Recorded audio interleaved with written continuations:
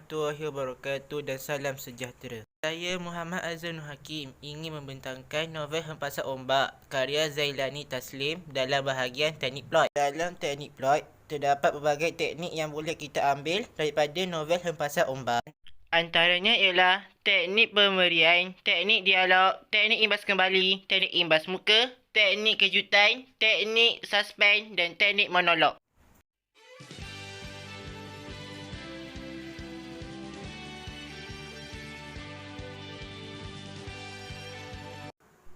Okey, mari kita terangkan semua teknik plot yang terdapat dalam novel Hempasan Ombak. Okey, yang pertama, teknik pemberian. Contohnya, lepas isyak malam itu, bahkan malam-malam sebelumnya, suatu kebiasaan bagi keluarga Hajar Seoyah menghadapi hidangan makan malam bersama-sama. Sesudah berwirid, berdoa, Hajar Seoyah akan menyorong Lutfi ke meja makan di ruang dapur. Yang kedua, teknik dialog. Contohnya, kedudukan kita macam mana pula kak? Kedudukan apa? Kewangan. Farid dengan segera terus menjurus ke soal pokok. Kurang cergas. Tomsiah lebih senang berterus terang agar Farid tidak disambar risau. Dia menghujah dengan mudah.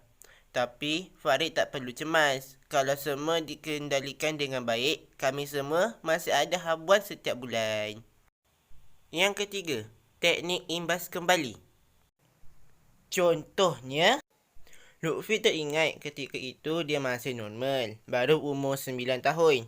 Dia sering mengikuti ayahnya menghantar batik keluaran syarikatnya ke serata tempat termasuk bandar-bandar besar di pantai barat dengan menaiki kereta piatnya. Lutfi juga terkenang-kenang cara arwah ayahnya Haji Badrul memulakan perniagaannya pada hujung tahun 60-an dengan bermodalkan RM6,000 sahaja. Yang keempat, teknik imbas muka. Contohnya, atas faktor ini, Muhtar melihat kalau syarikat batik Nusantara dibiarkan terus subur, dia juga putih mata. Zaman selepas ketiadaan Encik Muhsin, kaki tangan pemasarannya yang dikira cekap, syarikat yang tubuhkan sejak hujung 60-an itu bagai pelita yang meliuk-liuk apinya. Apa yang Farid boleh buat? Budak hingusan itu hanya tahu menangis ketika berdepan dengan masalah. Ilmu pengurusan perniagaannya yang entah-entah tak cukup setampuk pinang jelas kepalang tanggung. Saat ini, tiba-tiba wajah Farid membayang di matanya. Yang kelima, teknik suspens. Contohnya, nombor telefon di cebisan kertas itu masih belum diambil tindakan. 803500, siapa dia? Farid membelik-belik terus antara hendak menekan butang nombor atau tidak. Mengapakah Kak Tom memberikan nombor ini kepada aku? Pertanyaan itu masih menunjal-nunjal benaknya. Yang keenam, teknik kejutan. Contohnya, kita mesti selamatkan syarikat kita, Farid. Emak sudah berfikir masak-masak dan bercadang akan menggadaikan emas dan tanah. Dan yang terakhir ialah teknik monolog.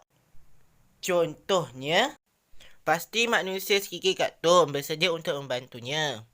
Pasti manusia tidak lokek ilmu perniagaan yang akan menyuraikan masalah perniagaan yang mengusutkan fikirannya. Detik hatinya terus. Sampai sini sahaja perbentangan saya tentang teknik plot dalam novel Hempasan Ombak. Saya harap anda semua faham apa yang saya bentangkan tadi. Sekian, wabillahi taufiq wa hidayah. Wassalamualaikum warahmatullahi wabarakatuh.